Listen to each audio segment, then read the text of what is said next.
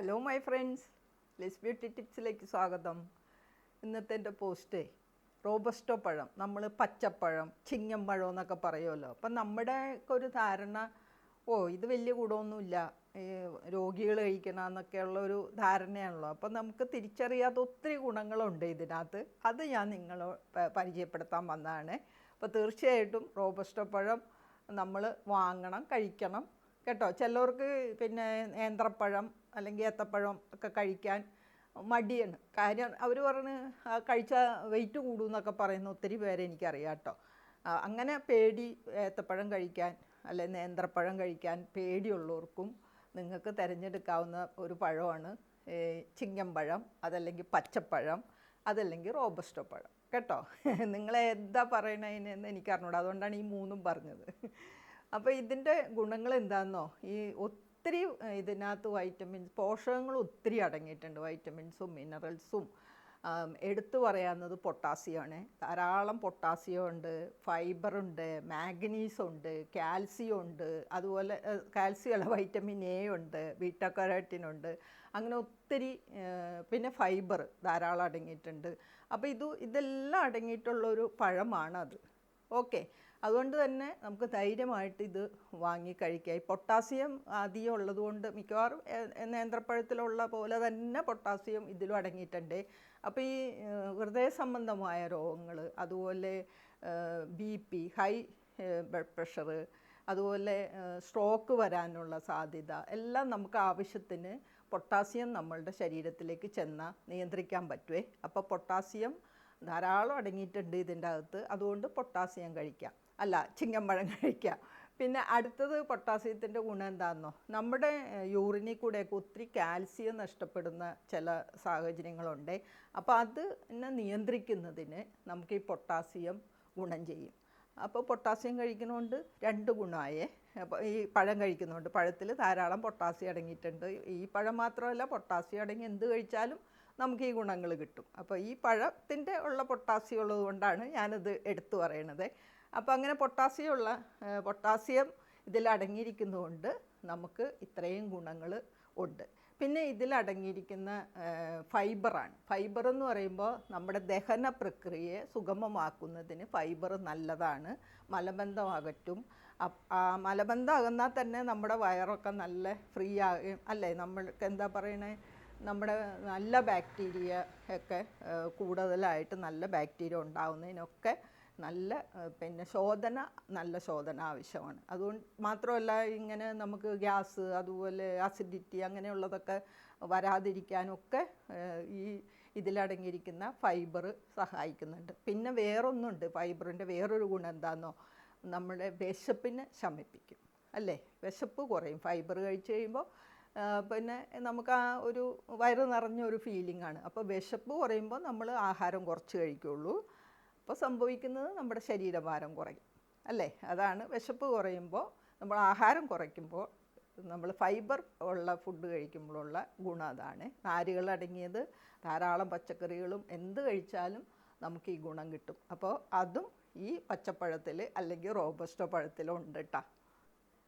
അപ്പോൾ അസ്ഥികളുടെ ബലത്തിന്, അതായത് കാൽസ്യം നമ്മുടെ ശരീരത്തിന് നഷ്ടപ്പെടാതിരിക്കുന്നതുകൊണ്ട് അസ്ഥികൾക്കും എല്ലുകൾക്കും ഒക്കെ നല്ല ബലം കിട്ടുന്നതിനും ഈ പഴം നമുക്ക് കഴിക്കാം കേട്ടോ.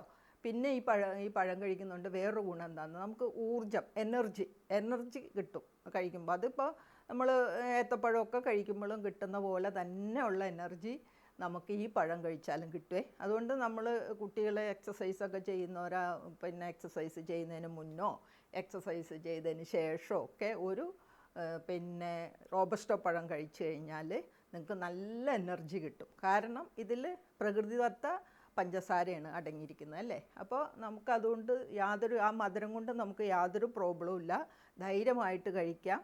അതോടൊപ്പം തന്നെ കലോറി കുറവാണ്, കൊഴുപ്പ് കുറവാണ്, കൊളസ്ട്രോൾ വരില്ല. അപ്പോൾ അങ്ങനെയൊക്കെ ഉള്ളതുകൊണ്ട് തീർച്ചയായിട്ടും ഈ നമ്മൾക്ക് എനർജി കിട്ടാൻ നമുക്കിത് കഴിക്കാവുന്നതാണ്, ഈ പച്ചപ്പഴം.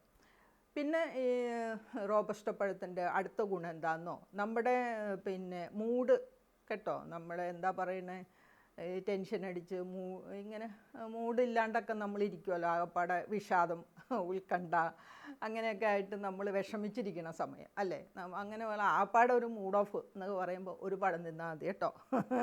ഒരു പഴം തിന്നു കഴിഞ്ഞാൽ ഇതിൻ്റെ അകത്തുള്ള പ്രോപ്പർട്ടീസ് നമ്മുടെ ഹാപ്പി ഹോർമോണായ സിറാട്ടോണിനെ ഉൽപ്പാദിപ്പിക്കുന്നതിന് കഴിവുണ്ട്. അപ്പോൾ ഈ ഒരു പഴം തിന്നു കഴിയുമ്പോൾ നമ്മൾ കുറച്ച് ഒന്ന് എനർജറ്റിക്കായി ഒന്ന് എന്താ പറയുക, ഒന്ന് ഹാപ്പി ആവും. ഓക്കെ. അപ്പോൾ ഒന്ന് നമ്മൾ മൂഡ് ഓഫ് ആയിട്ടിരിക്കുമ്പോൾ ഒരു പഴം തിന്നാൽ നമുക്ക് ഹാപ്പി ആവാം. നമ്മുടെ ആ മൂഡ് ഓഫൊക്കെ മാറി നമ്മൾ കുറച്ചും കൂടെ എനർജറ്റിക്കായിട്ട് ഇരിക്കുന്നതിനും നമുക്ക് ഈ പഴം ഹെൽപ്പ് ചെയ്യുന്നുണ്ട്. പിന്നെ ധാരാളം ആൻറ്റി ഓക്സിഡൻസ് ഇതിനകത്ത് അടങ്ങിയിട്ടുണ്ട്. അതുപോലെ ബീറ്റ കരോട്ടിനുണ്ട്, വൈറ്റമിൻ എ, കണ്ണുകളുടെ ആരോഗ്യം, അങ്ങനെ മിക്കവാറും നമുക്ക് നമ്മുടെ ശരീരത്തിന് ആവശ്യമായ മിക്കവാറും എല്ലാ വൈറ്റമിൻസും മിനറൽസും എല്ലാം ഇതിലടങ്ങിയിട്ടുണ്ട്, മറ്റു പഴങ്ങളെ പോലെ തന്നെ. അതുകൊണ്ട് തന്നെ നമ്മളിതിന് വിലയില്ലാണ്ട് മാറ്റി വെക്കേണ്ട ആവശ്യമില്ല കേട്ടോ. ഏത്തപ്പഴം കഴിക്കാൻ ഇഷ്ടമില്ലാത്തവർക്കും ഇഷ്ടമുള്ളവർക്കും എല്ലാം നമുക്ക് എല്ലാ ദിവസവും ഒരു പഴം വീതം കഴിക്കാം, ഒരു കുഴപ്പമില്ല. പിന്നെ നമുക്ക് സ്മൂത്തി ഉണ്ടാക്കുമ്പോൾ അതിലിടാം. അതുപോലെ പിന്നെ വേറെ എന്തെങ്കിലുമൊക്കെ നമ്മൾ പിന്നെ സാലഡൊക്കെ ഉണ്ടാക്കുമല്ലോ, ചിലവർക്ക് മധുരം ആപ്പിളിന് പകരമൊക്കെ നമുക്ക് മുറിച്ചിടാം. അങ്ങനെ ഒത്തിരി രീതിയിൽ നമുക്കിത് കഴിക്കാൻ സാധിക്കുമേ.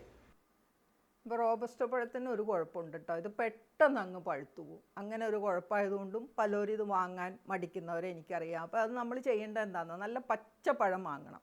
നല്ല പച്ചയ്ക്ക് ഇരിക്കുക, അധികം പഴുക്കാണ്ട് ഉള്ളത് വാങ്ങി എടുത്ത് നമുക്കത് കഴുകി കവറിലാക്കി ഫ്രിഡ്ജിൽ വെക്കാം. എന്നിട്ട് നമുക്ക് കഴിക്കാനുള്ളത് മാത്രം 2 or 3 എടുത്ത് പുറത്ത് വെച്ച് കഴിഞ്ഞാൽ പിറ്റേ ദിവസത്തേക്ക് അത് പഴുക്കും. അപ്പോൾ അത് കഴിക്കാം. അപ്പോൾ അങ്ങനെ ഒരുമിച്ച് അങ്ങോട്ട് അത് പഴുത്ത് വല്ലാണ്ട് മോശമായി പോവില്ല. നമ്മളത് വാങ്ങുമ്പോൾ അത് ശ്രദ്ധിച്ച് നോക്കി വാങ്ങണേ, പ്രത്യേകിച്ച് ഷുഗർ രോഗികൾക്ക് കേട്ടോ. എൻ്റെ അമ്മയൊക്കെ സ്ഥിരം കഴിച്ചിരുന്ന പഴമാണ്. എൻ്റെ മക്കൾ പറയണേ അമ്മയുടെ പഴമെന്നാണ് അതിനെ പറയണത്. ഇപ്പോഴും എൻ്റെ മൂത്ത മോനും ചെറിയ മോനും ഒക്കെ അമ്മയുടെ പഴമെന്നാണ് പറയണത് ഈ പച്ചപ്പഴം കാണുമ്പോൾ. എന്നുവെച്ചാൽ അവർ കണ്ടിരിക്കുന്ന അമ്മ ഈ പഴം മാത്രം കഴിക്കണേ കണ്ടിട്ടുള്ളൂ. അപ്പോൾ ഷുഗർ രോഗികൾക്ക് തീർച്ചയായിട്ടും ഈ റോബസ്റ്റോ പഴം നിങ്ങൾക്ക് വാങ്ങി കഴിക്കാം. ഇതിൻ്റെ മധുരം ഉണ്ടെന്ന് ഓർത്തൊന്നും പേടിക്കണ്ട, അത് നമ്മുടെ പ്രകൃതിദത്തമായ മധുരമാണ്. അതുപോലെ കൊഴുപ്പില്ല, കലോറി കുറവാണ്. നിങ്ങൾക്ക് കഴിക്കുന്നതുകൊണ്ട് ഒരു കുഴപ്പമില്ല. അതുകൊണ്ട് ധൈര്യമായിട്ട് ഷുഗർ ഉള്ളവർക്കും കഴിക്കാം, ഹാർട്ട് പ്രോബ്ലം ഉള്ളവർക്കും കഴിക്കാം, അങ്ങനെ എന്ത് അസുഖമുള്ളവർക്കും ഇത് പഴം കഴിക്കാം, അതിനൊരു കുഴപ്പമില്ല. പിന്നെ ഞാൻ നേരത്തെ പറഞ്ഞ പോലെ ഏത്തപ്പഴം കഴിച്ചാൽ തടി വെക്കുന്നത് പേടിയുള്ളവരുണ്ടല്ലോ, നിങ്ങൾക്ക് ഇത് ഒരെണ്ണം കഴിച്ചു കഴിഞ്ഞാൽ ഈ ഏത്തപ്പഴം കഴിക്കുന്ന അതേ ഗുണങ്ങൾ തന്നെ ഈ പഴം കഴിക്കുമ്പോൾ നമുക്ക് കിട്ടും കേട്ടോ. അപ്പോൾ എൻ്റെ ഈ പോസ്റ്റ് നിങ്ങൾക്ക് എല്ലാവർക്കും ഇഷ്ടമായല്ലോ. അപ്പോൾ എല്ലാവരും പിന്നെ ചിങ്ങമ്പഴമോ അല്ലെങ്കിൽ റോബസ്റ്റോ പഴം വാങ്ങി കഴിക്കാൻ ശ്രമിക്കണം. അപ്പം എന്നെ വായിച്ച് നിങ്ങൾക്ക് എല്ലാവർക്കും താങ്ക്സ് ഉണ്ട് കേട്ടോ. എല്ലാവരും ഹാപ്പി ആയിട്ടിരിക്കണം. പിന്നെ എനിക്ക് സബ്സ്ക്രൈബ് ചെയ്യാത്ത ഒത്തിരി പേരുണ്ട് കേട്ടോ. സബ്സ്ക്രൈബ് ചെയ്യണേ, ഫ്രണ്ട്സിനൊക്കെ ഷെയറും ചെയ്യണം, പിന്നെ ലൈക്ക് ചെയ്യണം കേട്ടോ. ലൈക്ക് ചെയ്താലാണ് എൻ്റെ അടുത്ത വീഡിയോ നിങ്ങൾക്ക് കിട്ടുള്ളൂ. അപ്പം മടിക്കാണ്ട് എല്ലാവരും ലൈക്ക് ചെയ്യണേ. ഇനി കൂടുതലൊന്നുമില്ല. Okay, thank you for watching. By.